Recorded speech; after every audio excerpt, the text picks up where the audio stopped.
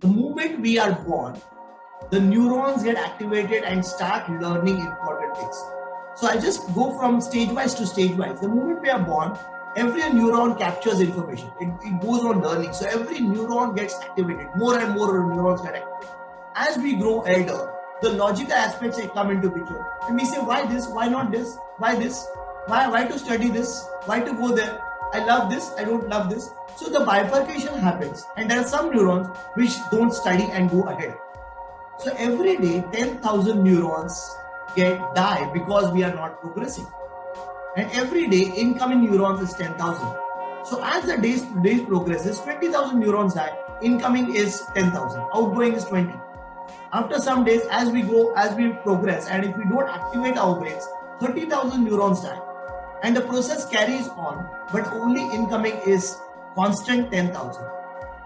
So if you see the overall picture, when we at a senior level, and if 1 and 2 lakh neurons expire and only 10,000 neurons come in, the picture is very clumsy and it's very deadly picture. So here I appeal that as we progress, every day we need to activate something. Every day we need to do new things. I personally do every day one new thing which activates my set of neurons. It's not an activation of one neuron, but it's set of neurons. So every morning I decide what new thing I'm going to do. So to just give you an example over here, let's say I will connect with one new person. I will understand what he is. Welcome to UniqEduStory. At UniqEduStory, we aim at holistic development of children, making them aware of setting up a mind map for growth, set goals for paths to tread, and learning ways to overcome hurdles in life. And at UniqEduStory Interviews, our intention is to inspire children and motivate them through stories, tips, tricks, and experiences shared by the interviewee for their growth and success. Our topic for today is implementation of educational neuroscience and understanding the working of the brain to improve the learning processes. Neuroeducation is the revolution in education. It is the fusion between neuroscience and teaching. Neuroscience research has shown that the early years of growing up are especially crucial for the development of brain and child's focus. A child who is well loved, cared for, fed a rich, balanced diet has a far better chance of growing into a well-adjusted, successful adult compared to one who is not. The factors that improve learning in every brain are the ones that generate neural connections, the synapses, stimulated by motivation, positive emotions, physical activities, diet, good sleep, social interaction, non-stressful environment, multisensory experiences, music, and art.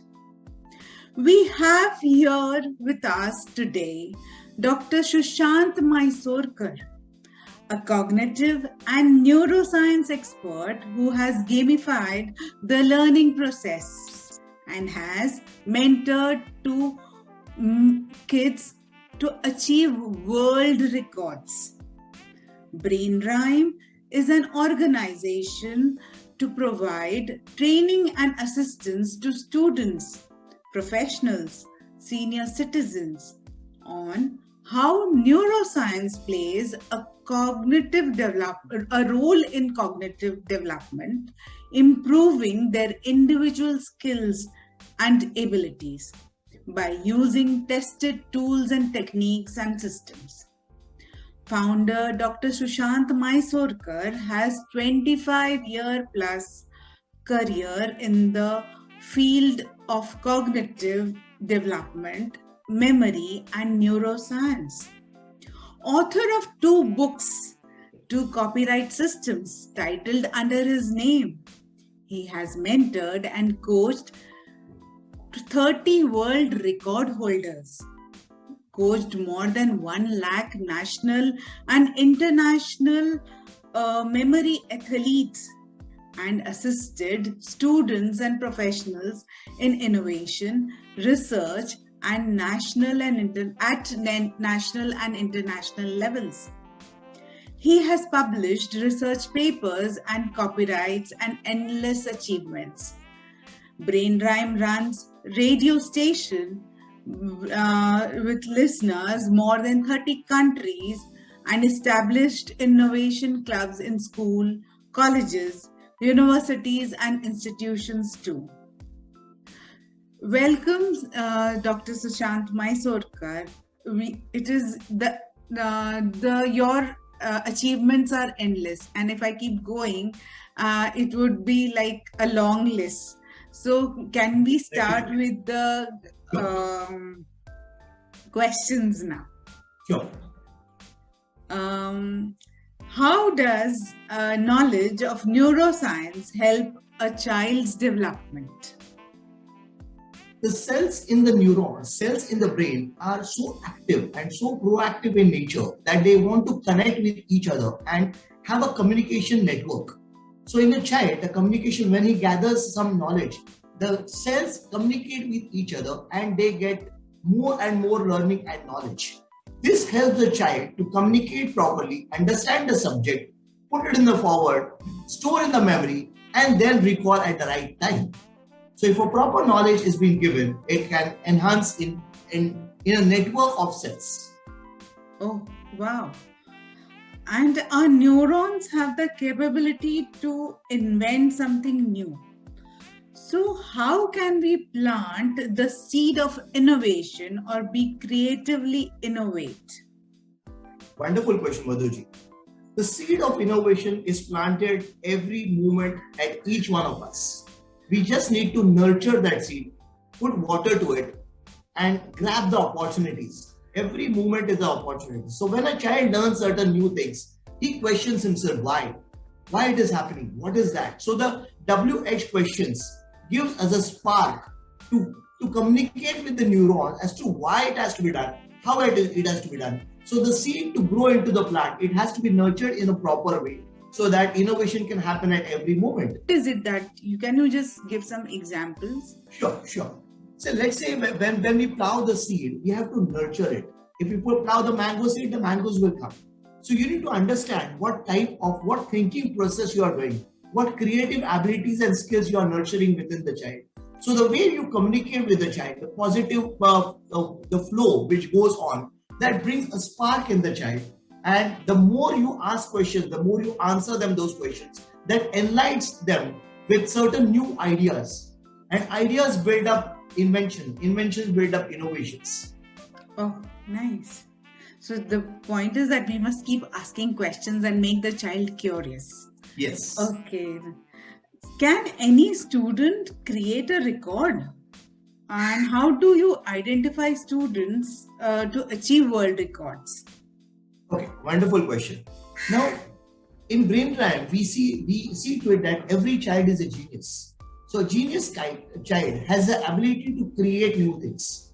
So maybe a child can create record, maybe a child can develop something, design something, innovate something. Maybe he can do a lot of research. So every child, what is our learning style? What is his working style? What is capabilities and abilities to move forward? That we first assess. And once we assess that, then we can see that what type of world records he can do, where he can invent a product or a services. So every child has the capabilities and the positive points as I don't see a negative point. So plus and minus as well as some interesting points in each one of us. So we need to find out those important pointers and then move forward. Okay. So you said that assessment is essential and yes. Understanding the passion within that child is essential. Yes. And you need to bring clarity of thoughts or clear all the myths they have. What Yes. else do you suggest would should is essential in the journey? Yes, basically the first thing is interest is a mother of memory. So he need to have that interest. And when the interest is there, the attention and passion is developed. So if these two, three factors are in it, it builds up a value system. And once the value system is designed, there are people, there are mentors, there are coaches who help them and take them to the next level. Okay, great. So, sir, we are also, since we are talking about neuroscience, in the neuroscience network, how does communication play an important role? Okay. So, as I told you, the brain is full of cells, the brain is full of neurons. So there is a chain and network of neurons. And it is so jumbled up that we cannot, even scientists up till now are not able to identify how the cells communicate and where the network goes on. So every cell, every neuron has a capability to connect 50,000 neurons.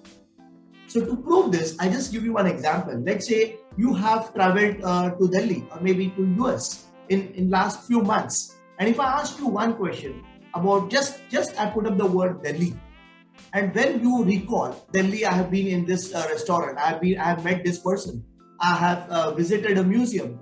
So if you see this, each neuron has a capability to connect to 50 other different types of words. So this chain of neurons builds up a communication system, builds up the vocabulary system, and helps a child to formulate words and sentences and create an articulation of that.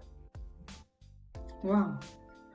So then, one of our prime questions was, how do we increase the attention span in our children? So could you just throw some light and help our audience to know how the attention span of our children can be increased? Because this is changing times, and children are more distracted to so many things around them. So could you just help our parents? Sure.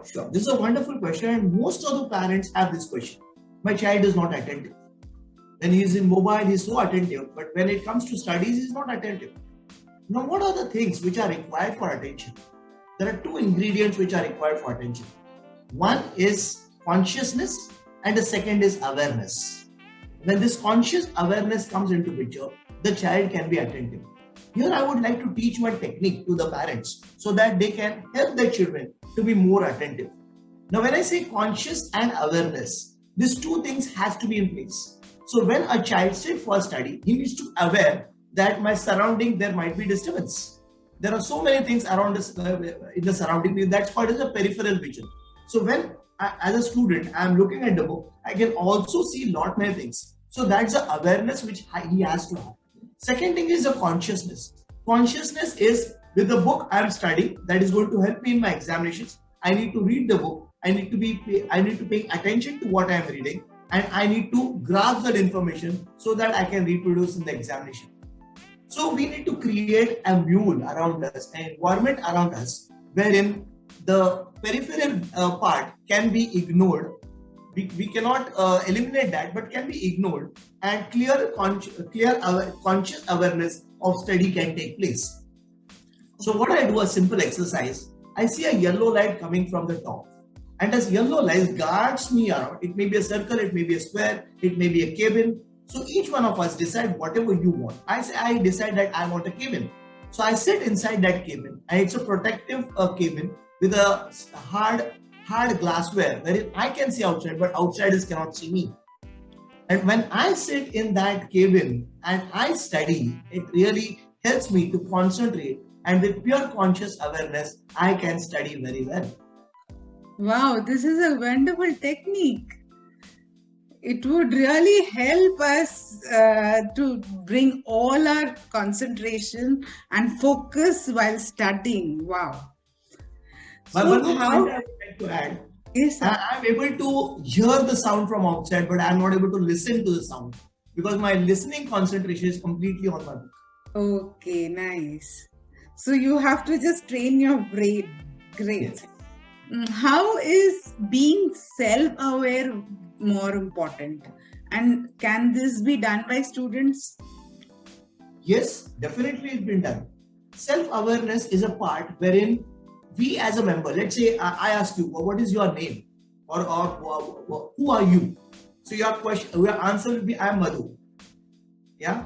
But the answer is really, you yourself are not Madhu. Tomorrow your name can change. Right? So you are a manager of your body. So self-awareness is awareness about the body. So when you come out of the body and say, okay, what do you want? Do you want to study? You want to become something? So I've been a manager of Sushant. I ask him, Sushant, what do you want? What are you ready to sacrifice? Are you ready to take in efforts? So this is what the self-awareness being of what actually I want, what actually my physical body wants, what I am able to give up, and what I am ready to capture. Many students have difficulty in science, social studies, or maths. They find it very tough. And in this situation, what would you recommend? Do you have some tools and techniques to love that subject? Yes. I would love to share my example. When Okay. I was a kid, I never remember that in my report card, I got my marks in that blue color pen. It was always red. Oh. So history, geography, the social studies were very tough for me. I don't Neuroscience expert and getting marks in red. Wow. My teachers were wonderful. I will not blame them because they used to teach it very nicely. But somehow I was not able to capture that information. But when I came to know about the techniques and I learned those techniques, understood the techniques, today I can remember the whole history and geography book. Today, social studies is my favorite subject. I can vouch on that. Wow. So I would love to teach one technique over here to the parents and students. Exactly. This is what I wanted to tell you. Can you just share it with my children? Definitely, because UniqEduStory, those who are connected with UniqEduStories, they are really interested in, and they are very serious people. What I have understood from the last few sessions which I have attending about UniqEduStory, and I would love to share this one of the technique. This is a shape technique because numbers are abstract. We cannot remember numbers. Let's say 47, 98, 62. So it's always 1682. This happened. 1781. This happened. At that time, it was very tough for me. I used to think why these people have invented this thing in that year, and it is disturbing for the students. But today I say that yes, this can be possible to remember all the dates. Now today I remember all the dates in the history book of 10th standard students. So one technique which is there is converting numbers into shapes. Now to just give you an example, let's say number 1. So it can be looked at on a stick. It can be looked on as a pole. It can be looked on as a scale. So when somebody says number 1, I picturize it. Pictures are more prominent than numbers or any alphabets. When I say A for apple, A does not have any value unless and until I convert to A for apple, A for aeroplane. I can visualize the aeroplane. I can visualize the apple. Absolutely. So similarly, if you create now to just narrate over here, 2 of my students, one from Singapore and one from Dubai, and myself, we all connected together and we created 110 images. Wow. Every number, at least 2 to 3 images. So we have around 550 images. We curled out those images and we created a book of around 235 images. Okay. So shortly it will be published. Nice. What I mean to say is numbers can be put forward. Okay, moving forward, number 2. So if I say number 2 and if we just visualize the same pattern, what image is there? So one image which prominently comes is a hanger. Okay. Secondly, if I just move this 2, if I can just see my fingers moving like this.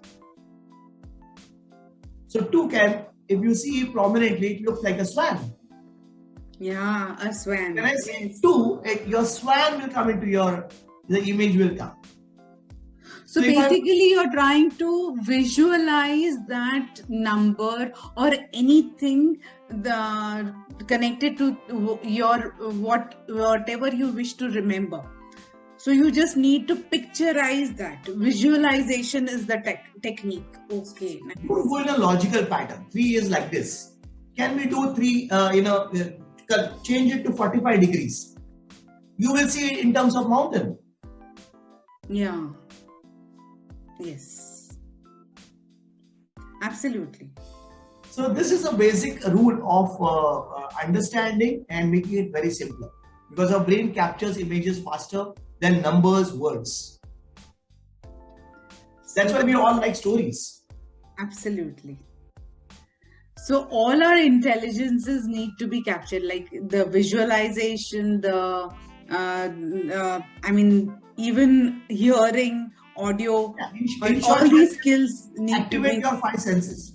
Finish. Absolutely. Activate your 5 senses. Great. So the children take part in various championship competitive exams and Olympiads also, right? So what is the role of memory in competitions and rather in the child's development, and how does it benefit the students or maybe the parents too? Perfectly right. The memory role, the brain is a functional area which captures the information, stores it, and recalls it at the right time. So whenever a child takes part in a competition, the first step when he takes part in the competition, the memory part starts. He has to fill in the form. He has to write his name, address. He has to write his age. Memory is one of the quotient. So the moment he starts filling the application form, memory comes into picture. Then the books, when he starts reading the book, it's not reading, he's memorizing it. So every part requires a memory. So when you say that when he's participating in the competition, he has to have in his mind that he has to capture as much information as possible, so that because he doesn't know the paper. There are sometimes out of the syllabus the question comes, wherein your IQ, your SQ and EQ play a major role. So what is SQ? SQ is a social quotient. Social quotient, and IQ is intelligence, and E is emotional quotient. Okay. So here the child's performance mindset, and you were talking about something like this, the performance mindset and the genius mindset. One of our prime questions was about driving our child from performance mindset to a genius mindset. Could you please explain what simple tools and techniques we could use for making our child into a genius? Yes. As I primarily, Feza, I told that I see every child as a genius. So performance, everybody gives performance. But why only few students are successful? So there are some ingredients where they need to be added to the performance factor so that it can uplift and go to the genius level. Now performance, when you say performance, I'll go step by step. When you say performance, every child is given the performance the way his learning and working style is. So every child sees that, okay, this is the way I learn. So there are visual learners, there are auditory learners, there are kinesthetic learners. So based on the learning style, everybody performs his own way. But since there are many children and many parents are not aware about what their child learning style is. So just to give an example, if the child is an auditory learner and he is reading loudly and the parents say, "Beta, please read slowly, we are watching the television. We cannot hear the television, the television show." And the child starts reading in a low level, he will not be able to capture the information because he is an auditory learner. Similarly, if a visual learner is placed on the last bench and he's not able to see the board, and whatever he understands, he writes it down, he produces in the paper, and teacher gives him wrong. The child is not able to understand that I have written the same, whatever is in the book that I have produced in the examination, and why teacher is giving wrong. He is not able to understand throughout his lifetime. So understanding the learning and working style is very, very important. So this can lead to a genius mindset. So it is an important role of the parents and the teachers and the people around you to know what my child is like. Their learning skills are related to what? Auditory kinesics, or maybe auditory learners. Did you say auditory kinesthetics Visual, and auditory, and kinesthetic. We say VAK. visual, right? Okay, this is wonderful. We need to actually, understand our child's performance, and then maybe we can really help them be a genius. True. So, how do you justify the tools and techniques used in the neuroscience programs? See, now these tools and techniques which are that they are being used for many years, and in many countries every child is successful. So I can vouch for those tools and techniques. So when I take a training program, I guarantee the results. There is no warranty. I don't have a warranty word in my dictionary. Why I guarantee? Because the tools are well designed. The tools are designed in a fashion as to how the brain works, how the brain understands. Our brain are mainly being designed for two functions. One is to create stories. That's why we all love stories. Every moment, right from we start our day till we end our day, it's completely full of stories. Right? The second thing, which is the risk factor. So brain is designed to understand the risk factor. So that's why when we cross the road, we know that's a risk. When we take any decisions, we first think of the risk factor. If I take the decision, what will happen? If I don't take the decision, what will happen? So our brain is this functional model for creating n number of stories, putting forward in a terms of communication, at the same time understanding the risk involved. Okay. So you need that when you learn these techniques, and there are times when you are unable to, follow something, maybe The rules, follow the rules. Yes, sir. Okay. So what happens when you don't follow the rules? So there are two ways. One is the logical way, following the rules. The creative way is breaking the rules. Achha. So today's concept of creativity is when you break the rules, you become creative. Yes. So rules are meant to break. Rules are meant to break. Okay. Then if a certain positive aspect is there into picture, because the children will take it in a very different way. Rules are rules. There are certain rules which have to be followed. So like study rules, like rules of coming back at your home. So you have to be at early as possible back to your home with your family. So rules of during the examination, you have to follow certain protocols. Why I say break the rules? So your creative aspect does not get combined into a box. If you go beyond the box, then certain new things can be designed and developed. Absolutely. So you have to not keep making rules and setting rules for children and just let them loose and let them create in their own energy, create their own things. Beautiful. Why should we be lifelong learners? Because at Brain Rhyme, you are also training senior citizens. Yes. So do you think that it is really going to help being lifelong learners? Yes. See, we are all a community of L3 community, that is lifelong learners community. So the moment we are born, the neurons get activated and start learning important things. So I just go from stage wise to stage wise. The moment we are born, every neuron captures information. It goes on learning. So every neuron gets activated. More and more neurons get activated. As we grow elder, the logical aspects come into picture. And we say, why this? Why not this? Why this?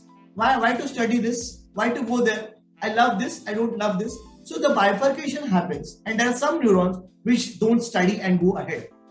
So every day, 10,000 neurons die because we are not progressing. And every day, incoming neurons is 10,000. So as the days progresses, 20,000 neurons die. Incoming is 10,000. Outgoing is 20. After some days, as we progress, and if we don't activate our brains, 30,000 neurons die. and the process carries on, but only incoming is constant 10,000. So if you see the overall picture, when we are at a senior level, and if 1 and 2 lakh neurons expire and only 10,000 neurons come in, the picture is very clumsy and it's very deadly picture. So here I appeal that as we progress, every day we need to activate something. Every day we need to do new things. I personally do every day one new thing which activates my set of neurons. It's not an activation of one neuron, but it's set of neurons. So every morning I decide what new thing I'm going to do. So to just give you an example over here, let's say I will connect with one new person. I will understand what he is. I will draw a new picture.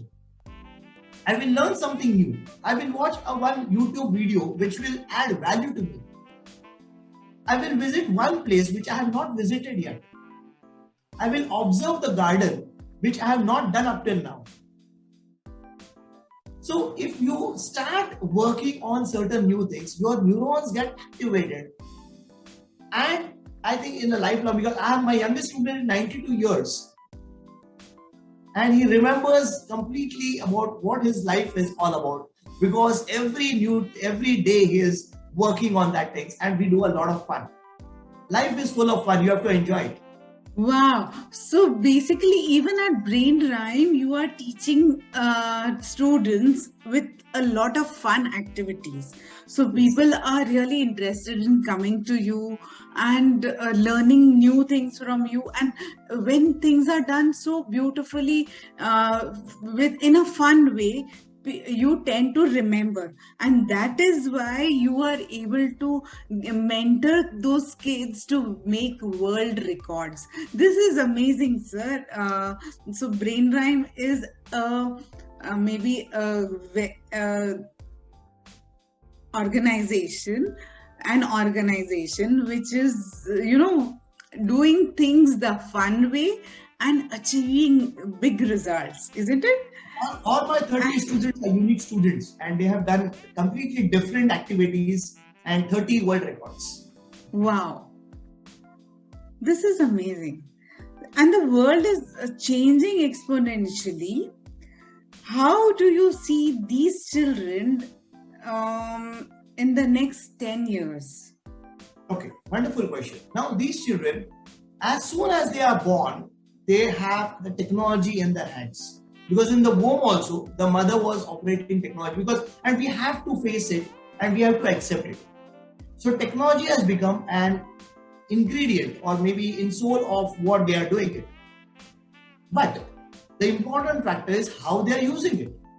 Today, not many parents are fed up of technology, fed up of the games, fed up of the usage of technology. So there needs to be a really programmed consortium of how this technology needs to be used. There can be a hybrid model, because as we say that at our time when Google was also not born, we were enjoying our life. We were going in the playgrounds. We were playing so many different games. So today, pre-COVID and post-COVID, if we see, there is a one term which has been innovated, that is a hybrid model. So can we now incorporate with our children this hybrid model? So maybe two hours go and play in the garden. Don't touch the mobile. And when you come back, again take the mobile and understand, learn what you want to learn. Maybe in the garden you have seen certain plant. Put the plant name. Study what that plant is. Maybe certain games, maybe can you learn new games. So this technology can be used in a proper way if implemented in a nice way. The learning experiences, the research, the case studies, there's a lot of good information available. I have a complete research team which researches on creativity, thinking skills, adaptability, the case studies of different innovators. Recently, I attended a function wherein 175 innovators were felicitated on creating different items. So you need to know what is happening around. So this is what technology can give you at your fingerprints. Wow. So you have to have a wise use, you have to use technology with wisdom and even incorporate your old times techniques or tools, like doing things without the technology. Yes. So both parallelly run together, and then you need to just excel in doing everything. True. Sir, do children like or love schools? Okay, wonderful question. Because I also was thinking that when I was a child, what is a school? The first question is, what is a school? So for me, the school is where lot of interaction happen, lot of communication happen, lot of knowledge gain is there, lot of happiness is there, because we meet each other, we talk with each other, we feel so happy. The teachers also interact with students, they give knowledge, they give some learnings. But there are the definition of school differs from person to person. If somebody goes for school just to enjoyment, somebody goes for learning, somebody goes to meet somebody, they love their teachers, they love their school, they love their environment. So now if you see in terms of information, the basic understanding of human culture and human values you get in the school. You get to connect with like-minded students, you get connected with unlike-minded students. So how you interact? So your first lessons of interaction, communication, adaptability, usability, creative what you can environment, learning and knowledge base hub, everything you get at a small age, and this is how you nurtures you and takes it at the next level. Sir, still there are so many people who says the schools have not taught us anything, and we have examples from teachers in the past interviews and even from you that of course the foundation is set by the schools, and it is not that they do not learn anything from the schools. They don't realize what they are learning from the school when they are becoming entrepreneurs or they are working in offices. They don't realize the base foundation of the person was done at school and at home, and only the entire tower, the entire house is standing on that foundation. Yes. I would like to add one more pointer. The child lives in a family, so he gets the values of the family. Then he lives in a society, he gets the values from the society. And then when he goes in the school, he understands what are the value system, the environment, or my other co-students, other friends are using it. And then he's able to analyze. So school teaches us a lot of different values. So here he get only one values. The society give him other values. So differentiation between these two values, he gets to understand in the school. What is right, what is wrong, what is plus. In our terms, we say what is plus and what is minus and what is interesting. So these factors he gets from the school, he understands, and then he incorporates in the society, helps the society to move forward, incorporates in a family where he feels that there is some loophole, there is some block. He covers up that block because he has learned that thing from school. Absolutely. Sir, can I ask you about your journey at BrainRhyme, and what were the experiences and challenges that you faced at BrainRhyme? Okay, so this question is divided in two parts. So first, I'll start with my journey with BrainRhyme. So working in a corporate for 15 years, so I thought that this is not my cup of tea, because everything was goody, okay, but the inner satisfaction was not there. I used to teach management students on entrepreneurship, and I myself was not an entrepreneur. So I took a back step and I said, I now need to be an entrepreneur so that I can communicate what I do, I can communicate very confidently. So I resigned from my job and started BrainRhyme 10 years back. My BrainRhyme journey was not so lucrative at that time, because the students and the parents were not knowing about these techniques. And when I used to tell them that learn these techniques, they used to say that, okay, let the exam get over, let the summer vacation come, then my child will join your course. I used to tell them that before the examination, you take this course and then you will see the results in your examination. And for this to convey, it took me a little bit time. And once I conveyed, and when the parents saw the results, they were fascinated. And they saw that at least 50% of the tools which you are teaching to children, we also require that. And then they approached me, can you design a professional program? And since I was from a professional background of 15 years of experience, it was very easy for me to design a professional program. And in the next 6 months, I designed a well-structured program, and which was also being accepted by the board. And my program is also being on the affiliation board and accepted by the university. So these programs I continued for the student accelerating academic performance, for the professional, I did program for the corporate. Moving forward, I saw that there is some area, there is some society of people which I have not touched it. And they were diversified students. They were special needs students. And not many people are aware about these techniques. So when I went to some hospital, because I'm working with around 7 hospitals in India, wherein I train their nurses and doctors on this memory skills and English speaking. Wow. So when I communicated with them, I understood that they have not been able to, they didn't know these techniques.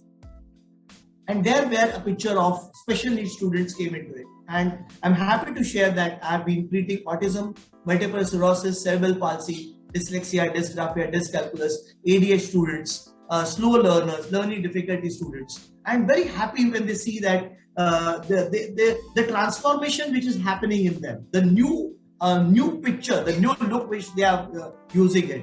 And believe me, they are extraordinary people. I can vouch for them. I can give certain examples. My 2 of the autism students, the typing speed is 80 to 100 words per minute without a single mistake. I repeat, without a single mistake, which is not possible even for normal adults or students. And this is what their special activities are. And when we do such things, sir, you get such inner satisfaction of having at least contributed something for the society. Wow. Yes. And what are the challenges you faced? Could you just...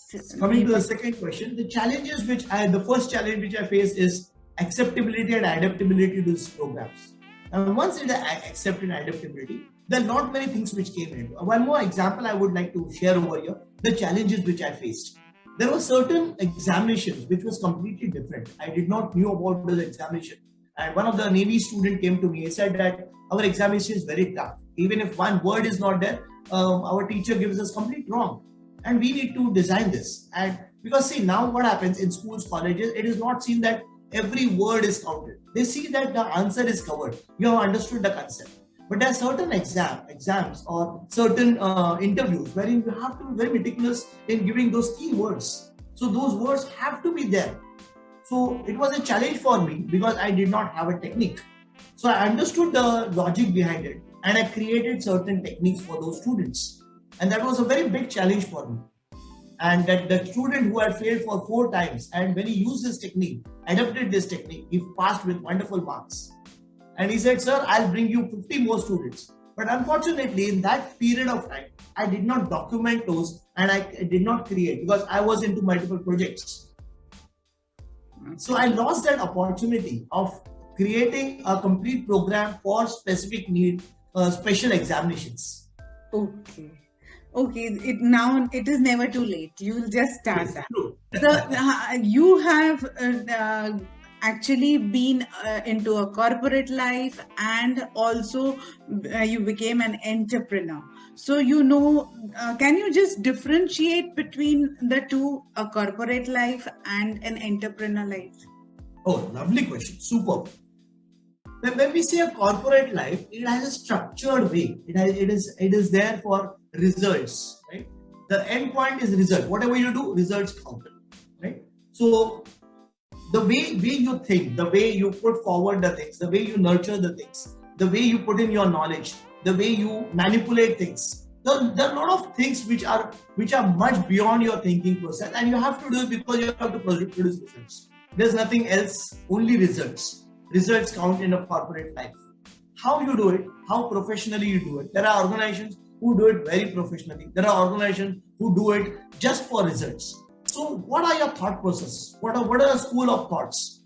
So if your school of thoughts match with the corporate life, I think the matching point, and that's where people stay for a long time because your vision, your values are connected with the corporate values. Whereas in an entrepreneurship, you have a free hand. You can design whatever you want.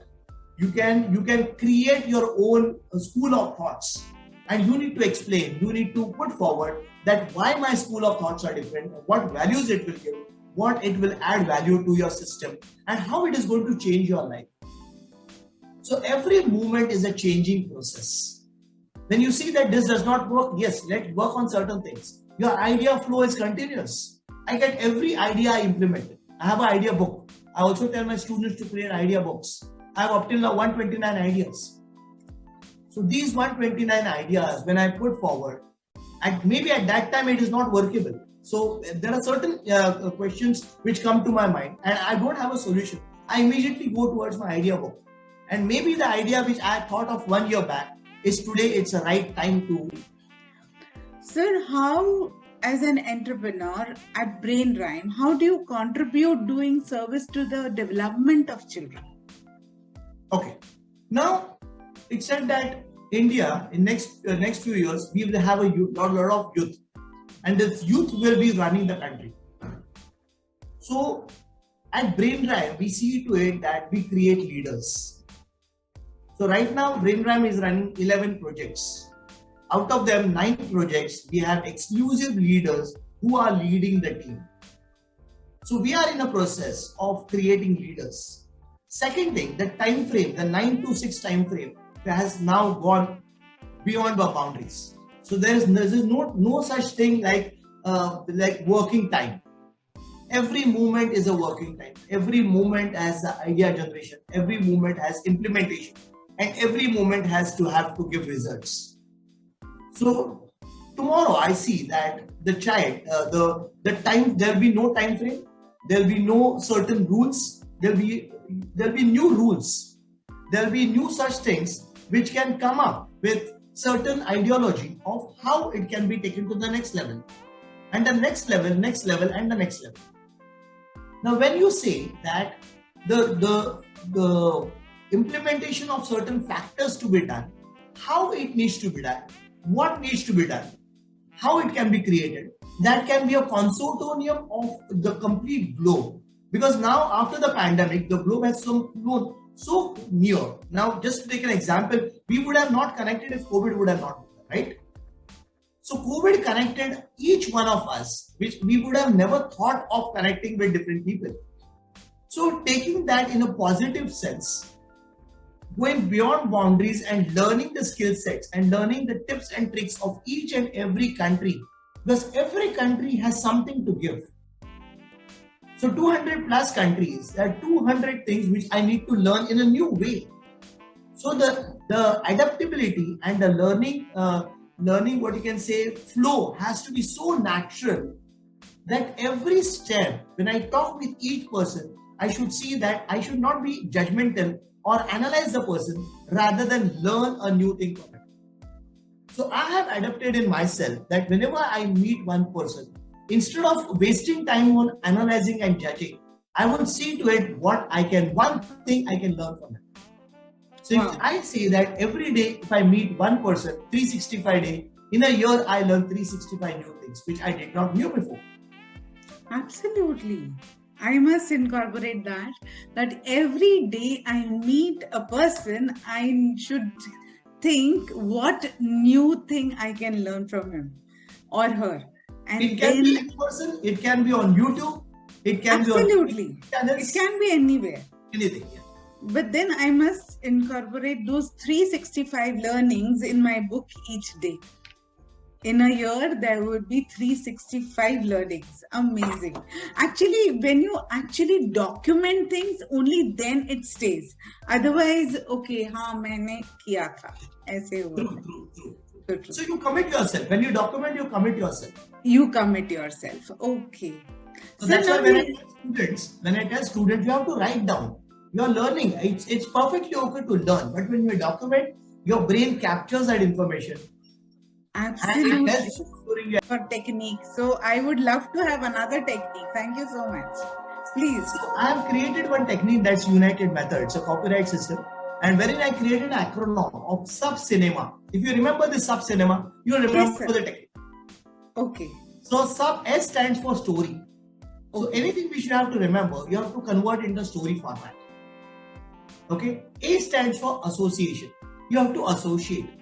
So all your memories, all your emotions are attached to something. So when I give you example, Delhi. So Delhi, you connected with the museum. Delhi, you connected with the restaurant. Delhi, you connected with a place where you lived. The people you met in Delhi. So you have associated this thing, and that's why you are able to remember. Okay. SAB. B stands for bizarre. So bizarre is something different, something unique, something absurd, extraordinary, something unbelievable. Unbelievable, yes. So if you do certain, because this has to be nurtured, it's a creative ability which you need to learn. Then go C. C for colors. Our life is full of colors. Even black and white is a color. Absolutely. So when we incorporate these colors, let's say you see a fish, a multicolored fish. Just imagine a fish which has green, blue, white, yellow, red, whatever colors you want, just put into it and see the wonderful fish which is in front of you. It gives a calming effect to your brain and it connects you to very fast. So you'll not forget that fish because it is in multicolor. Wow. So see, I is imagination. We only human beings have the superpower of imagination. Now those people who are listening, can you imagine that we all are sitting in a round way in a classroom and we are discussing this UniqEduStory platform. Using this platform, we are all discussing different types of ideas and we are sharing and we are enjoying it. So this imagination power we all have. N stands for numbers. As I said, numbers are really very magical numbers. So numbers are really, they don't have a face. They have a figure, but they don't have a face. So we create that face. Just for 1 stick, 2 is a duck, 3 is a McDonald's sign, can be a 3. 4, if you just put like this, it becomes a chair. 5, if you just put like S, it becomes a snake. So now if I ask you a number, you'll be able to tell, okay, 5 I can see as a snake because 5 does not have a face. It's just a figure. Okay. So sub-cinema, SCINE, E stands for emotions. E stands for expressions. So when we express the face expressions and when we see those expressions, it becomes so natural and the emotions which we feel, it becomes so lovely. Okay, CINEMA, M for multiples. So when we see in multiples, we capture those information in a very fast way. And A for animation. Animation is 2D and 3D animation. So if we look on certain things, if there are certain complicated things and we look into it, we make them live into 2D animation or 3D animation format, and then it is easy for us to remember. Wow. So such a beautiful technique of visualizing SAB, sub-cinema, CINEMA. You have defined that entire technique and you may call it sub-cinema. One more thing later on I added is cinemas. S stands for senses, all the 5 senses. 5 senses. Using the 5 senses, you remember everything as sub-cinemas. Beautiful. Sir, this technique we are surely going to highlight and tell the students. We have this rapid 5 questions. Oh. So can I just ask you a few? What was your key driving force to become an entrepreneur? Passion. Wow. How did you come up with the name of your company? Music. The music connects with brain and rhyme. So rhyming with the brain is music. Okay. Rhyming with the brain is brain rhyme. Wow. And how did you generate new ideas? It's a part. How do you normally? It's a part and parcel of everybody's life. So ideas are not sole property of anybody. It just comes in, it just flows as the wind flows, as we breathe. The ideas are part of our natural process. What has been your most satisfying moment? My students' results. We so connect. We are so happy when we see our students happy. Who do you sometimes compare yourself to? Myself. Yourself. Okay. How does Feeling that how I am, happen? how can I be better tomorrow?